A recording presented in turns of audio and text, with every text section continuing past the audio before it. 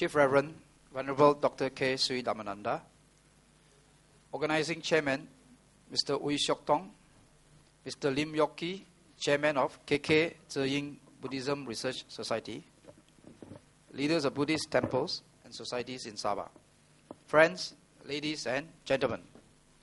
On behalf of the organizing committee, I would like to extend a very warm welcome and good evening to all of you, especially to our distinguished speaker for this evening, the Venerable Dr. K. Sri Dhammananda, who is also affectionately known as Chief Reverend among the Buddhist fraternity. This year, as part of the nationwide celebration to commemorate the 50th anniversary of Chief Reverend's missionary service in Malaysia, we are indeed happy and fortunate to have this opportunity to jointly organize Chief Reverend's Dhamma Tuta tour to Sabah. The Chief Reverend's tour of Sabah is for 5 days, from 12th to 16th August. Chief Reverend will be visiting Lahadatu tomorrow. The theme of Chief Reverend's tour is Inner Peace and Well-being. Tonight, Chief Reverend will speak to us on power of the mind. Ladies and gentlemen, Chief Reverend is no stranger to Sabah. Chief Reverend has been to Sabah on several occasions over the last 2 decades. Permit me, Venerable Sir, to give a brief introduction of your good self. For those of you who were with us here on Monday night, please bear with me. Chief Reverend was ordained as a novice monk in Kirindi Vihara in Sri Lanka at the age of 12 and given the name Dhammananda, which means one who experiences happiness through the Dhamma, or Buddha's teachings. At the age 22, Chief Reverend received his higher ordination, Upasampada. Chief Reverend holds a diploma in linguistic, philosophy, Pali, Sanskrit, and Sinhalese, and a master's degree in Indian philosophy from Benares University in India. In recognition of his scholarship and contribution to Buddhism, the following universities have offered honorary doctoral degrees to Chief Reverend. That I have been working here in this country to promote Buddhism for 50 years. But I have not converted even one person into Buddhism. What a failure. 50 years.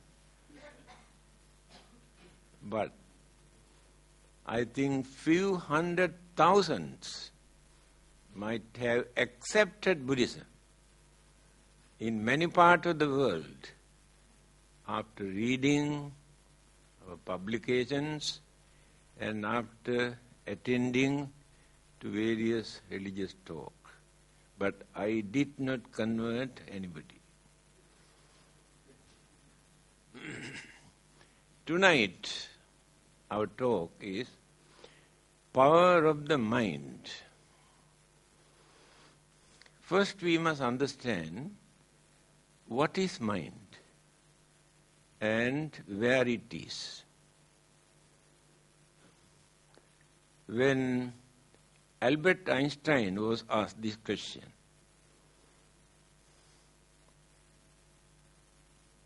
what is mind? He said, no matter. Then he asked, what is matter? Never mind.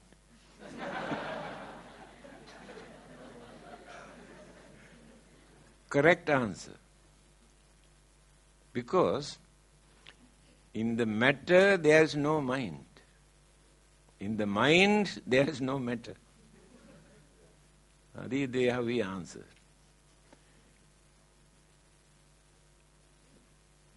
People had a belief for thousands of years that mind is in our heart, located in our heart.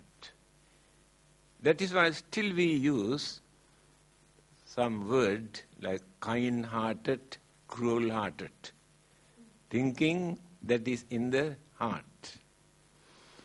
Later, medical science found out it is not located in the heart, but in the brain. So when they maintain this belief that mind is in the brain, psychologists discovered mind is not located in the brain. Now where it is? There is no particular organ in our physical body for mind to live or to accommodate. These are the latest discovery. Mind is an energy. Now this electricity is not located in any particular area. Electron exist. But by using various gadgets, we use that energy. The mind is exactly like electron. Now the trouble is, although we know that we have a mind, it is not necessary for us to know where it is. But we must know that we have a mind and how to make use of this mind. Then, religion, the main purpose of religion, any religion, is not only for worshipping and praying and performing rite and rituals and ceremonies. They are not the main purpose of religion. The main purpose of a religion is to train this mind not to commit evil, bad, wicked, immoral, cruel, dangerous, harmful thing. When such ideas appear in the mind, train this mind not to do this. This is the duty of a religion. If religion cannot do that, there's no point of worshipping and praying and offering. And again, when certain good thoughts appears in the mind must have courage to do something, to serve others, to maintain our human dignity, to develop our human values, give credit to our human intelligence by using that mind correctly. Religion is important for that. The other day I have told you, only human beings have a religion. Other living beings have no religion. Why do they need a religion? Because they have an extraordinary intelligence. This intelligence you cannot find in other living beings. They too have mind. Their minds are limited only to find out their food, their shelter, their protection and pleasure. It is difficult for them to use this mind further than that. That day I told you, we are called Manushya because we have thinking mind. Mana means mind. Thinking mind. By thinking, analyzing, use sense of reasoning, understanding, we will be able to do anything in this world which others cannot do. We can develop our human mind or intelligence to destroy the whole world at once. what they have discovered by using their mind today, they can destroy the whole world within half an hour. That is human mind. At the same time, religious teachers, enlightened religious teachers, have developed their mind up to such extent to guide the whole humanity, to bring them into correct path. That is human mind. Of course, many people believe divine inspiration is there. Here we take only human mind without any extra energies or powers or any other influence.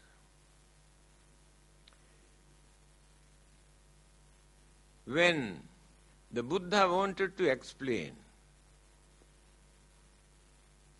what this mind is, he said, Durangamang ekacharang asarirang guhasayang. The nature of the mind. He says, I have never seen another energetic, strong force or energy in this world other than the human mind. Human mind is the most strongest energetic force in this world. That which works so rapidly. We know lightning. Appear and disappear, we have no time to see lightning. But the mind can work thousands times faster than that. This is the nature of the human mind. I can give a simple example how quickly we can twist and turn the mind. Anyway, it is not very pleasant. Please forgive me. A young housewife was making love with a young boy in the kitchen.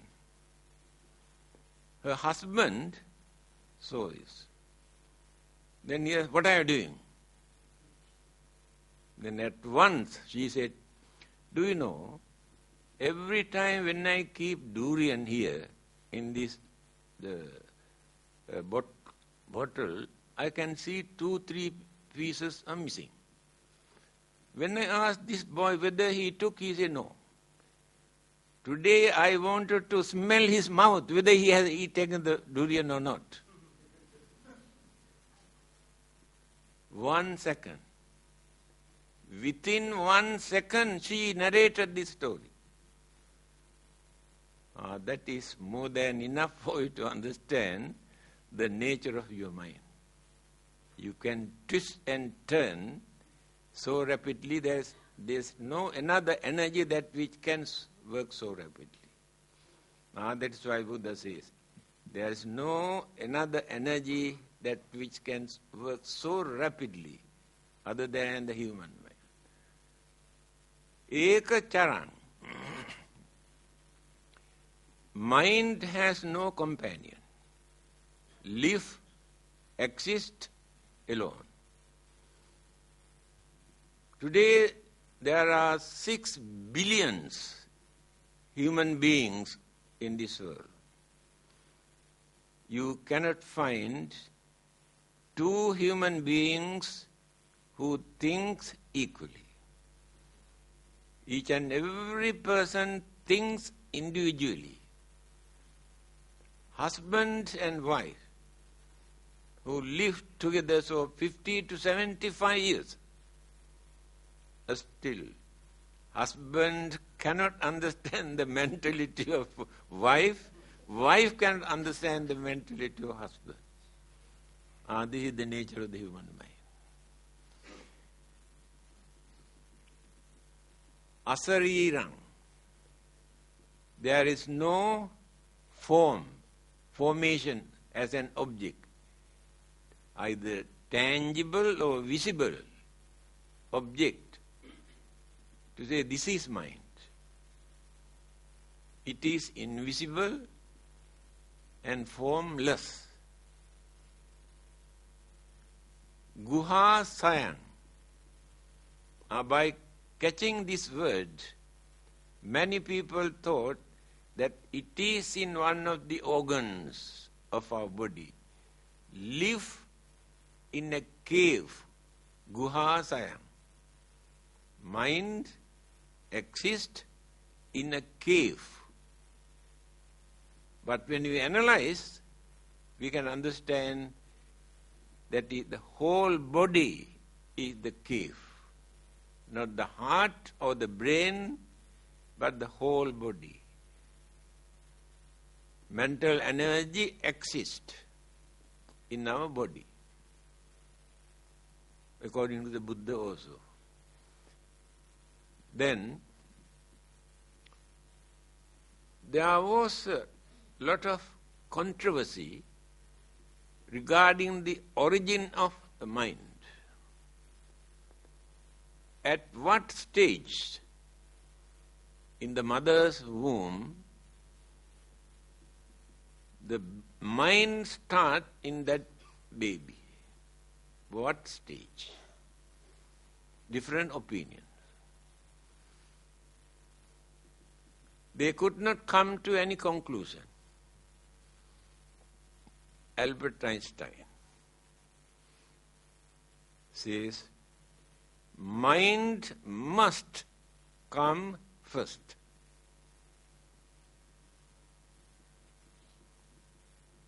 Exactly what the Buddha has said. He said, Viññānaṁ mātukuchismiñ okkamati. The departed person's consciousness,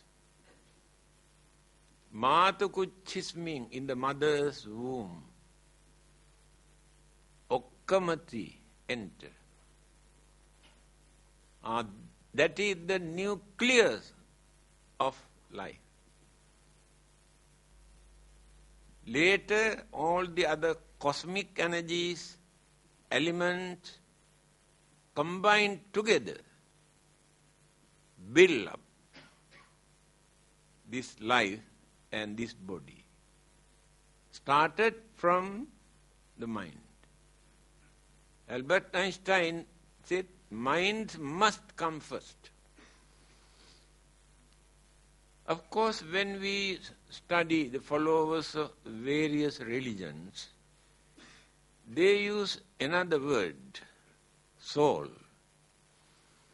But the Buddhists use the word consciousness, not the soul. What is consciousness? The word viññāna, in English we say consciousness, but we cannot catch the real meaning. In that consciousness, there are 5 kinds of mental energies. There are 4 mental faculties: Vedana, Sanya, Sankhara, Viññāna. The mind divided into 4 faculties. Vedana, feeling. Pleasant, unpleasant feeling we experience through one faculties of the mind. Sanya, conceive, perceive, recognize, identification take place in the second faculty of the mind. Third one, sankhara. Very difficult to find out correct English word for that. We say mental concomitant, mental formation, but cannot catch the real word, meaning what the Buddha wanted to tell us. Modern scientist, psychologist says, we think our knowledge about the human mind is very advanced. But when we compare our knowledge about the human mind with the psychology that existed 2,500 years ago, we feel we are still in infancy stage. Because there are many things still they could not understand the nature of the human mind. And this is one of them. Sankhara. We say mental formation. What is this mental formation?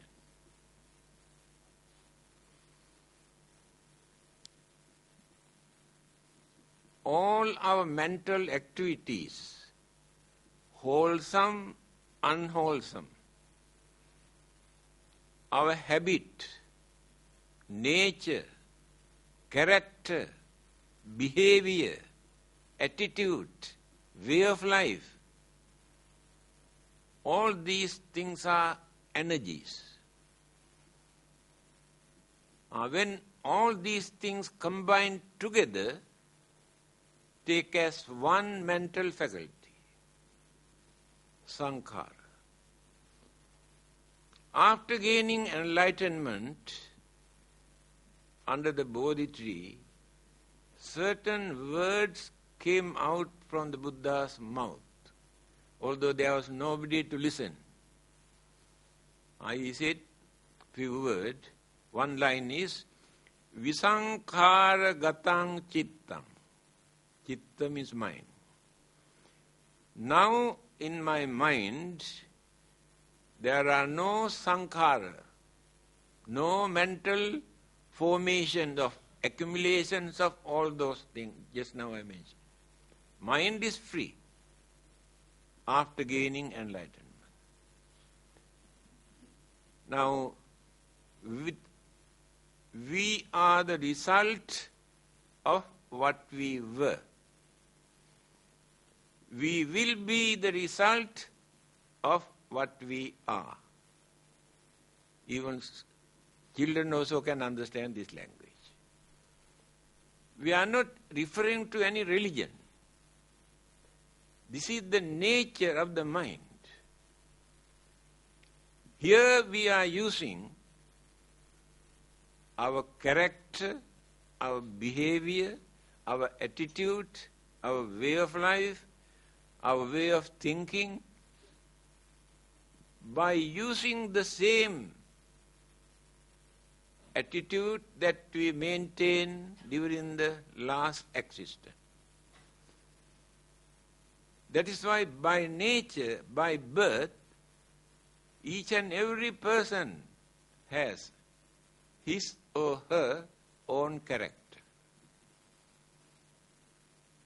Assume in one family there are 5, 6 children.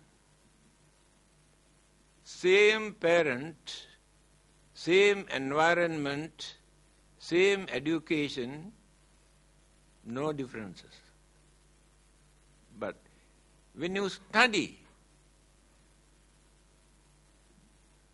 one person is very intelligent,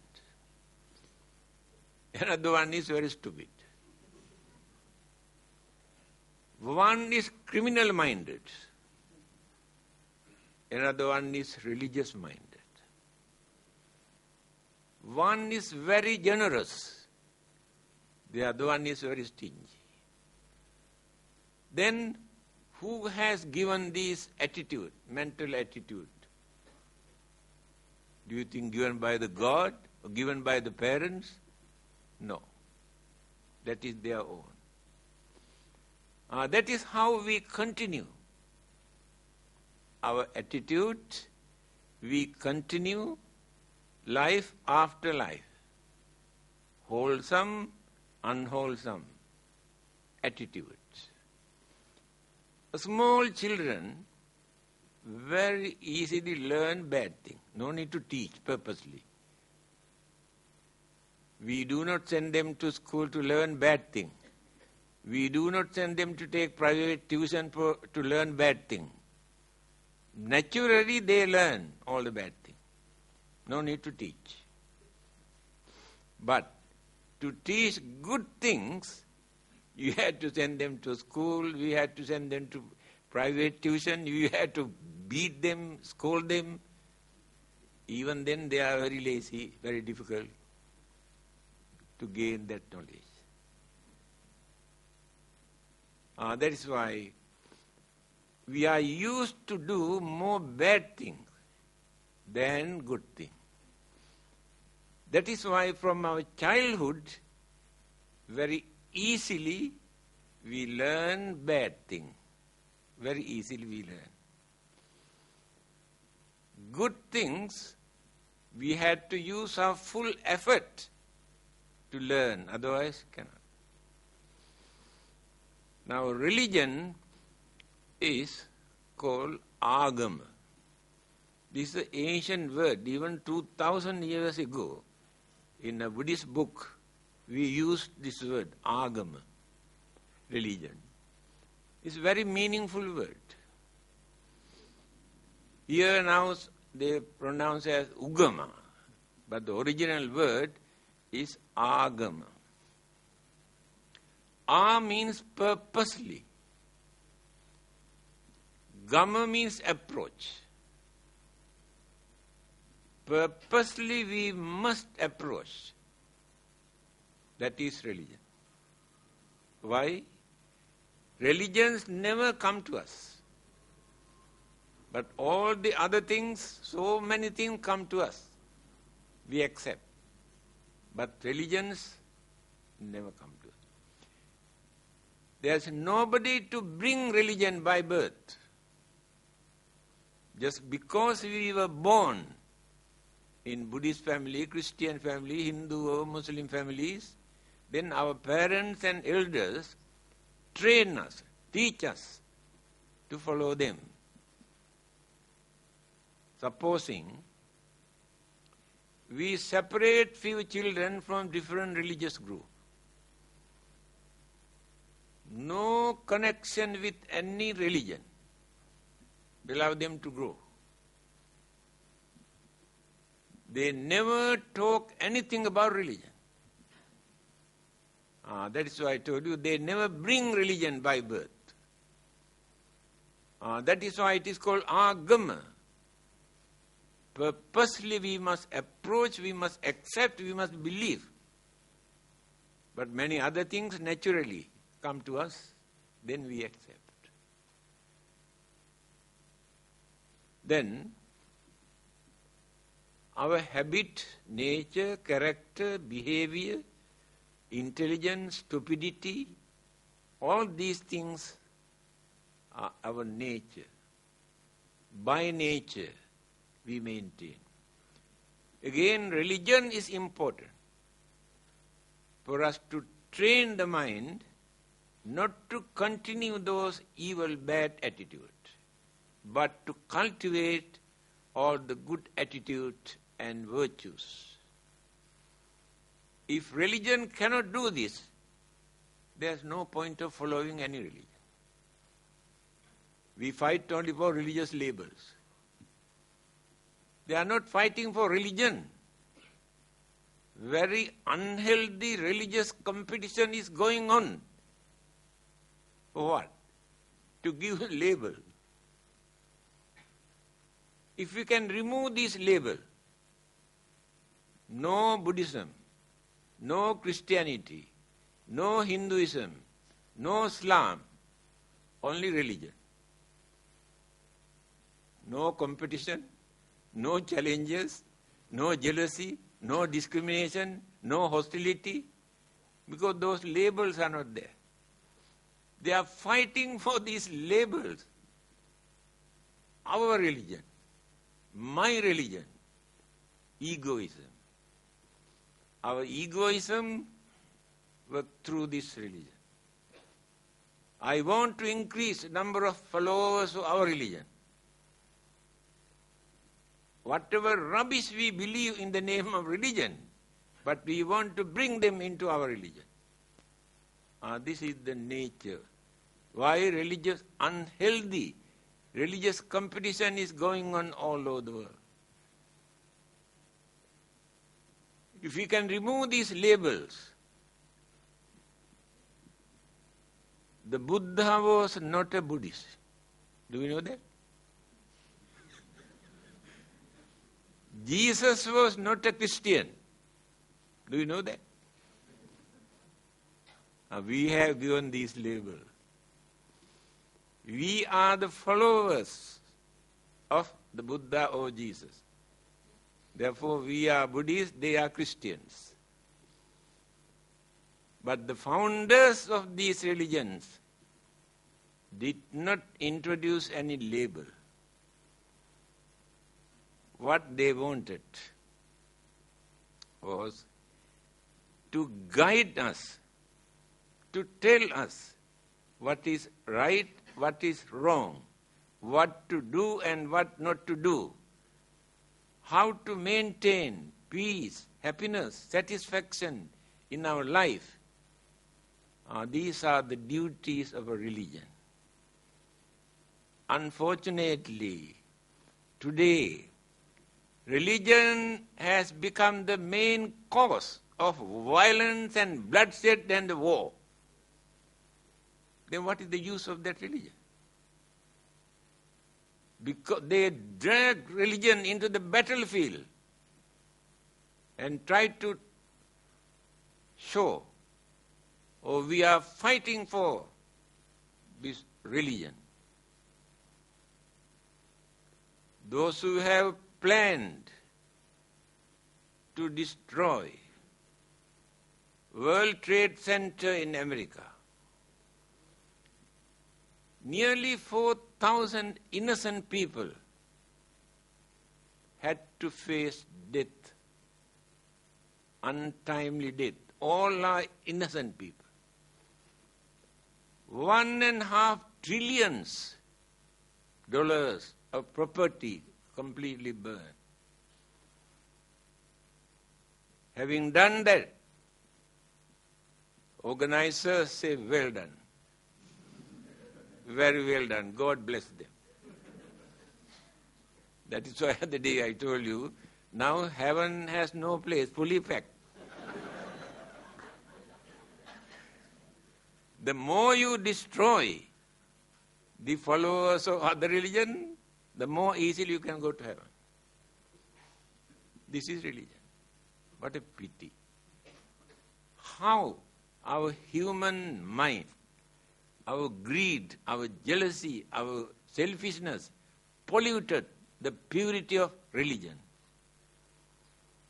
There is no religion in this world that which encourages for people to create this kind of cruelty for innocent people to suffer. So today we are using religion for that. This is the nature of the human mind. Religion is to train and tame and culture the human mind. But human mind polluted religion, misusing, abusing name of religion. The most unreliable persons, living beings in this world are the human beings. We can trust animals, other living beings, because we know their nature, their character, their way of life. But we cannot understand the nature of human being because of that human mind. To train this human mind,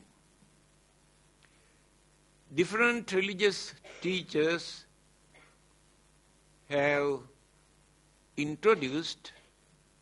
taught different methods.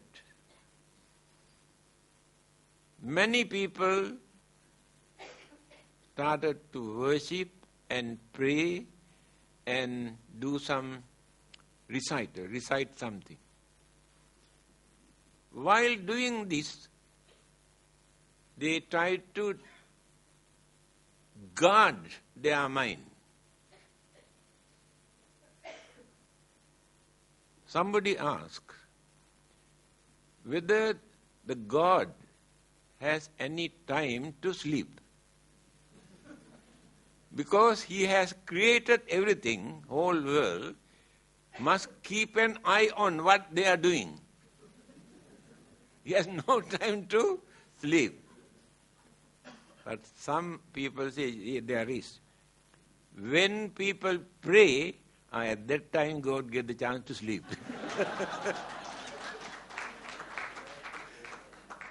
Why? God knows at that time they don't do any bad thing, any harm to anyone. God can trust them while they are praying.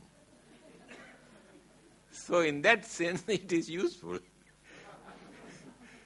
But that is not enough. We pray and pray and pray, go back and started violence and bloodsheds and all wicked, immoral things. Because the mind is not trained. Mind is not cultured. Mind is not developed.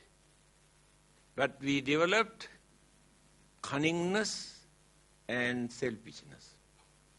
These are the most dangerous weapons in human mind. Cunningness and selfishness. And these two things we cannot find in other living beings. They do not know what is cunningness.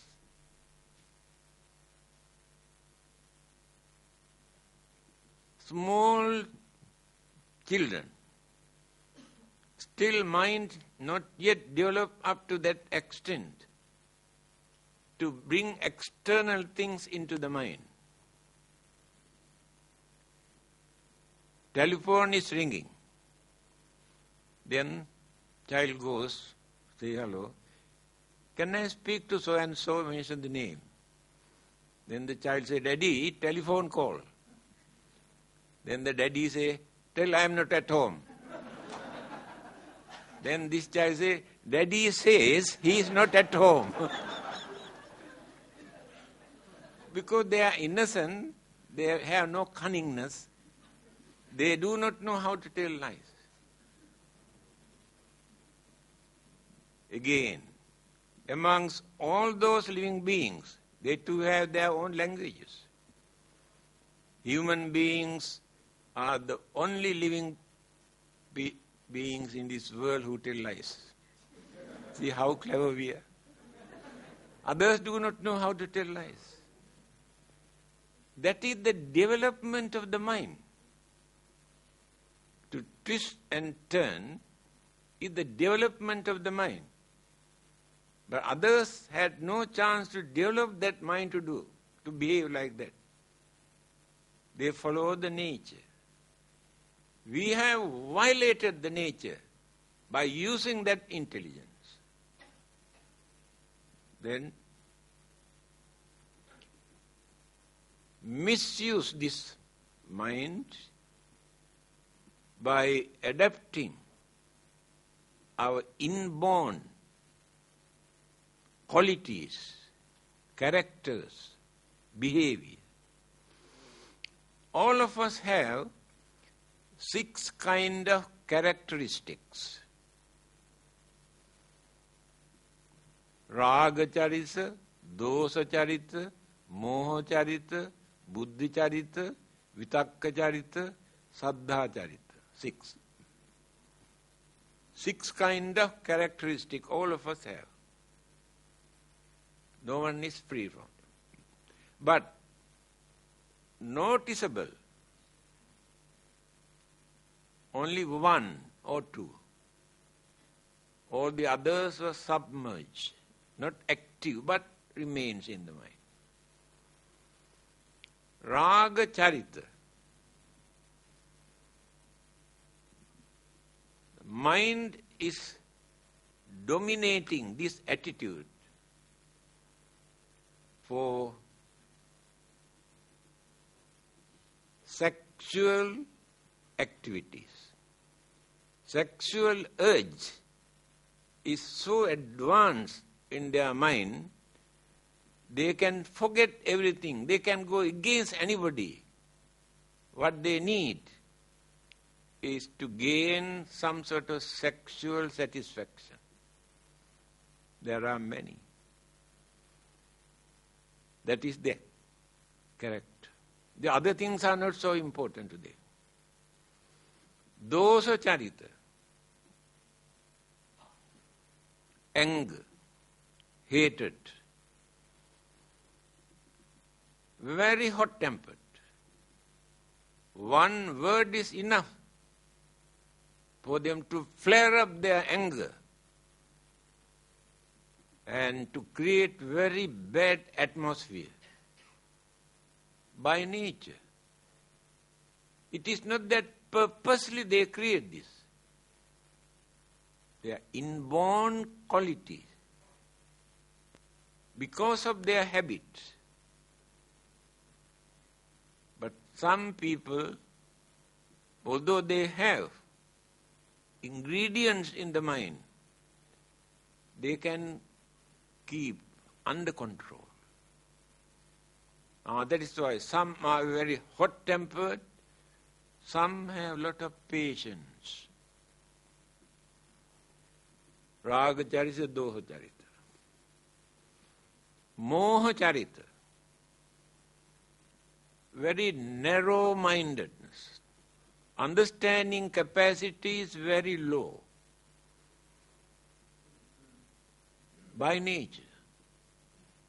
We try to teach them, advise them, guide them, but they cannot catch, they cannot grasp by nature. They cannot change that. Buddhi charita, intelligence. From childhood, we can see many children are very intelligent. They can understand things very easily, but many others cannot.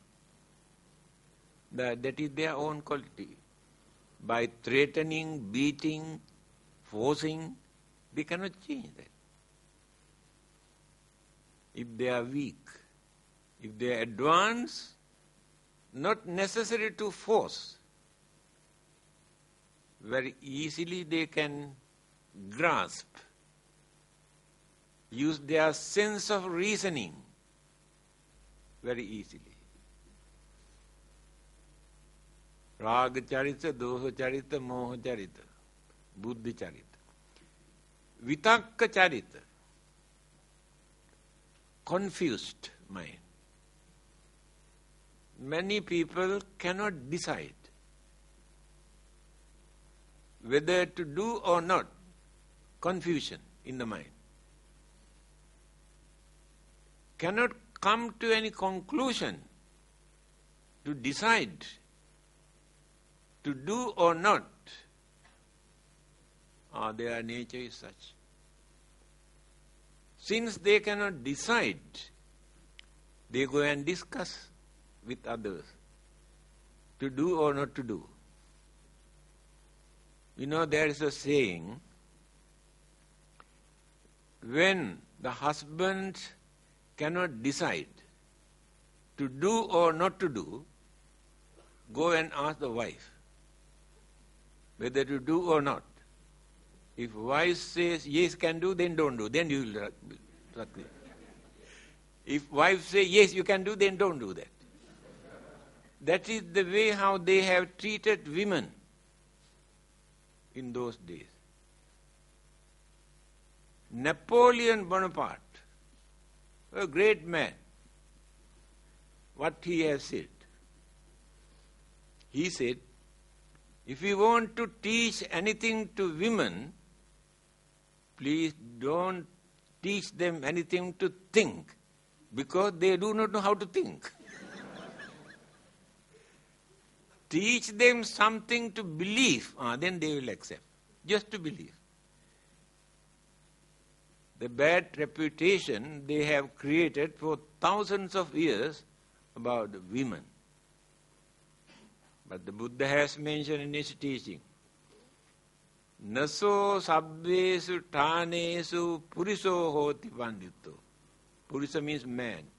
Ithipi pandita honti. Ithi means a stree, woman. We must understand, man is not the only wise person. Woman also wise, the Buddha said. He was the first person, religious teacher, who wanted to break this traditional belief that women are lower than men. Remember, mind is neither male or female. Mind is free. A bhikkhuni, a Buddhist nun, was meditating long ago. Somebody came and told her, you are a woman. Why do you want to waste your time for meditating? What do you can gain by meditating? Then this bhikkhuni or nun said, Itti bhavo king kaira chittam misu samahite. If the mind is ready, it makes no difference whether man or woman, because the mind is neither male nor female. Mind is mind. Please remember this. Now, our topic is to show the power of mind. Just now I mentioned few items. What kind of disaster, destructions that we can do by using our human mind. Even devils or ghosts or God also cannot do such destructive things. But human beings can. See how powerful human mind.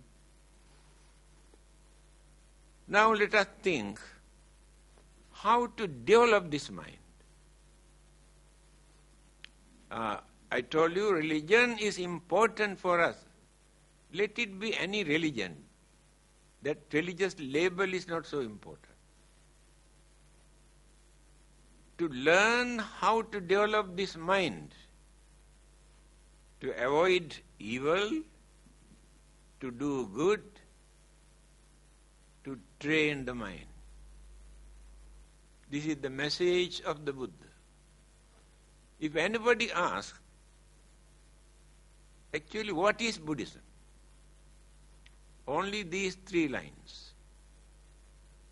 Sabba papassa akaranam, not to do bad thing.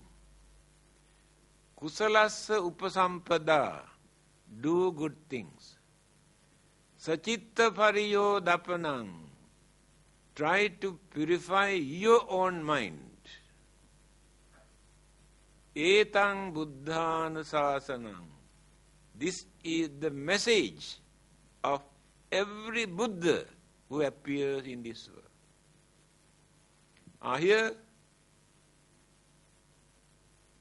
you must try to purify your own mind. Why the Buddha says like this? Nobody else can purify the other person's mind. The Buddha cannot purify your mind or our mind. God cannot purify your mind. But you can do. Very clearly Buddha says, Tummehi kiccang atappang Sakkhataro tathagata. You had to use your own mind to understand and to do this. But the Buddha cannot do for you. Nobody else can do for you. You had to do by using your mind.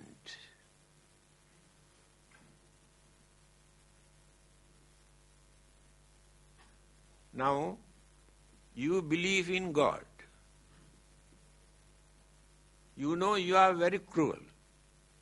You know it is very bad.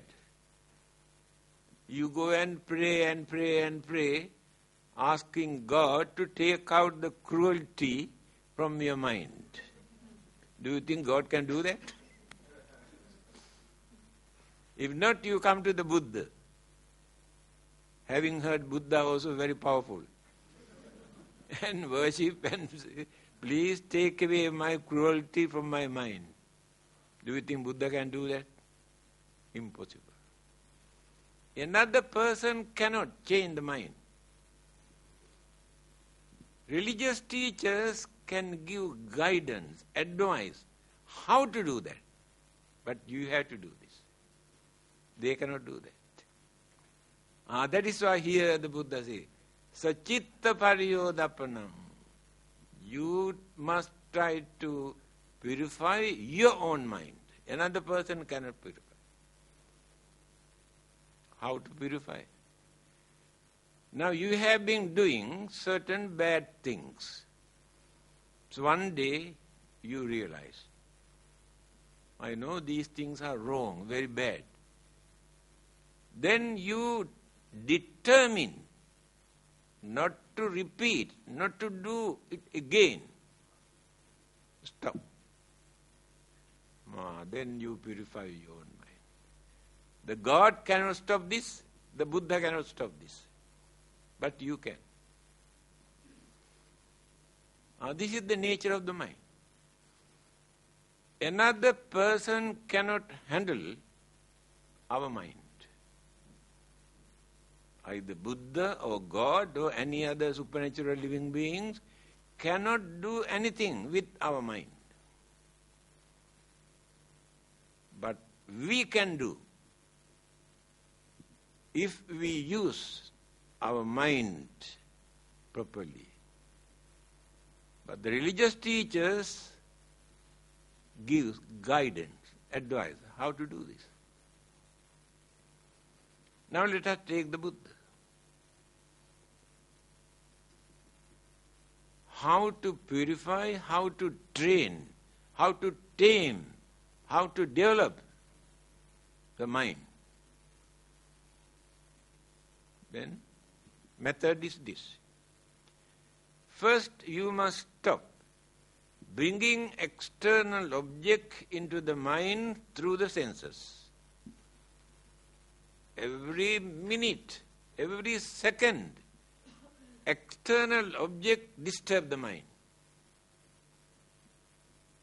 Vision, the sound, the smell, the taste, the feeling.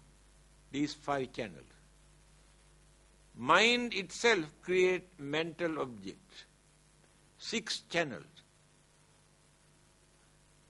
Mind is mad now. No peace.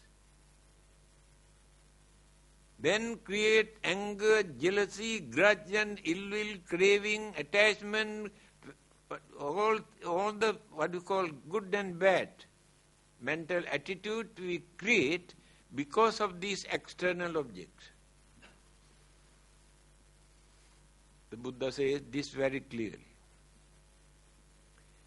Pabhassara midang bhikkhave cittang panchako agantukehi upakkilesehi upakkilitta. I am giving this quotation for you to know, to show the authenticity. These are not my own interpretation. He says, naturally,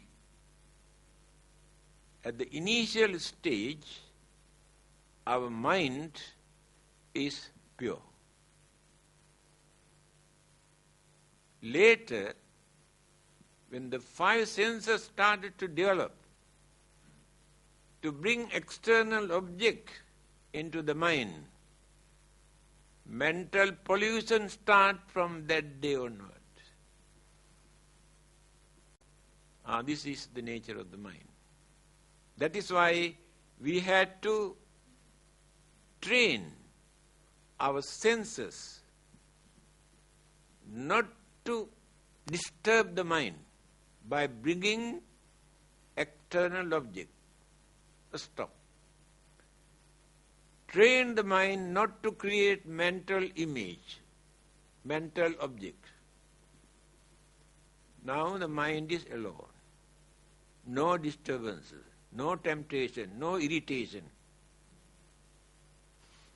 But mind cannot stay alone without taking an object. Mind must fix towards an object. The Buddha has advised, we must give a neutral object. If it is very good, very pretty, very handsome, then again mind is disturbed. If it is ugly, filthy, disturb the mind. Therefore, object must be neutral. So what is the neutral object recommended by the Buddha? Your own breath.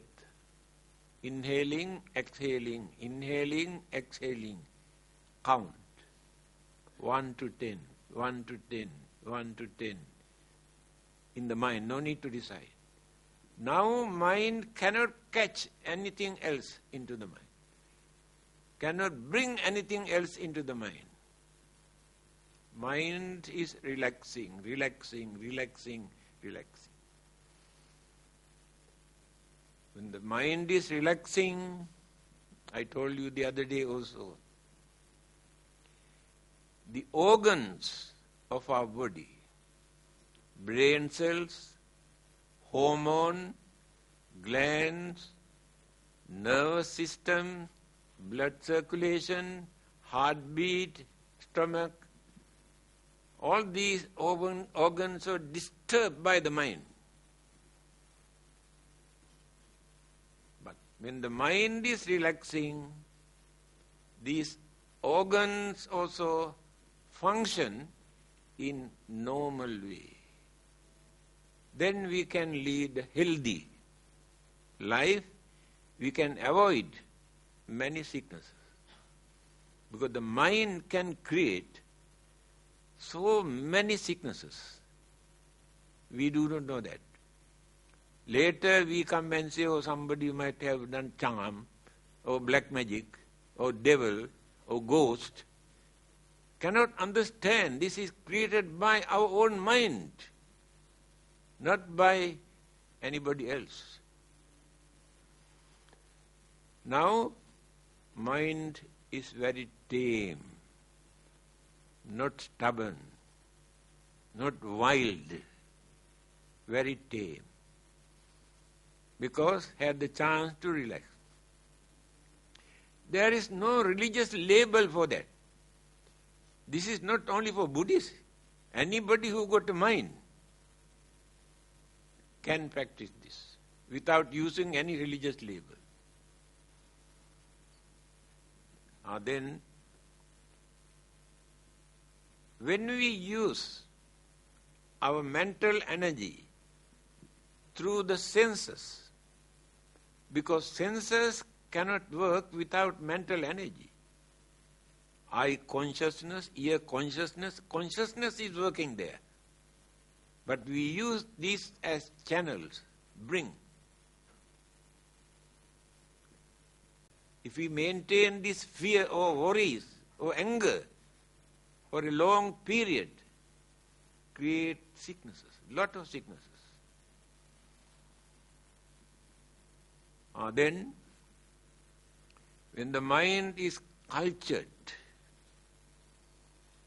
take an object into the mind. He has prescribed 4 objects to concentrate.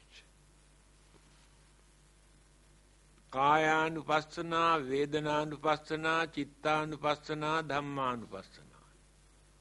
4 objects. Take body. Your body or my body. Concentrate. Analyze. Try to understand what this body is. Then we start from the very beginning.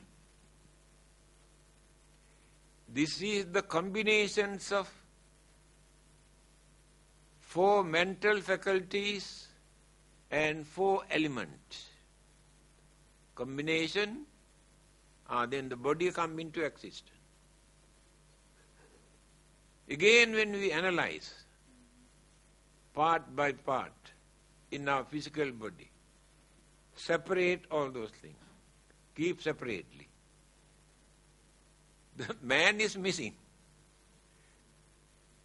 Flesh, bones, blood, a skin, hair, teeth, keep all separate one by one. But the man is missing. The man is a concept created by our mind where all these things combine together. In reality, there is no man. The combinations of all these things create this. Then, to maintain this body, why should I commit bad, wicked, cruel, harmful thing? Develop the mind. Cultivate the mind. By concentrating on physical body. Then Vedananupassana. Vedana means feeling. We have 3 kinds of feeling. Pleasant, unpleasant, and neutral. Neutral feeling we neglect. Pleasant and unpleasant feeling we take seriously. Take for instance, when you go out, you meet one of your best friends. Oh, embrace and laugh and joke and express happiness. And furthermore, then later you met your number 1 enemy. Your face becomes sour and very embarrassing, and so much of anger, jealousy, grudge and ill will completely pollute the purity of the mind. Feeling. Pleasant, unpleasant feeling. In between you met so many people going here and there. No feeling. You don't want to look at their face, you don't know who they are. Just let them go. Neutral. But it is a feeling. Neutral feeling. When pleasant or unpleasant feelings appear, we have to concentrate. This unpleasant feeling, pain or suffering, so unpleasant feeling is not permanent. This is changeable. Impermanent. We should not hate the unpleasant feeling. We should not hate the pain or suffering. When the pain is here, focus the mind. Then create, pain, pain, pain, pain, pain. Then harmonize. Mind harmonize with the pain, then forget the pain. That is meditation. Meditate on pain. Then we have forgotten the pain. pleasant feeling. Then you have to think, this very pleasant and nice feeling that I am experiencing won't last long. Maybe a few seconds, or few minutes, or few hours, or few days, or few months. It disappears. Why should I become slaves to this pleasant feeling? To misuse, to neglect all my duties, responsibilities, obligations, and spiritual development. Why should I neglect them just because this pleasant feeling? It is impermanent. Certain feeling only few seconds, disappear. After that, we want to get it back. We run after that, cannot catch. We get into trouble. You have to concentrate on that, this pleasant feeling, that is emotional satisfaction, disappear any moment. So, if you did not surrender yourself to this pleasant feeling, when that disappears, you never worry. You can maintain your normal life. That is the way how to meditate or concentrate on pleasant feeling. All these things we are doing to train the mind.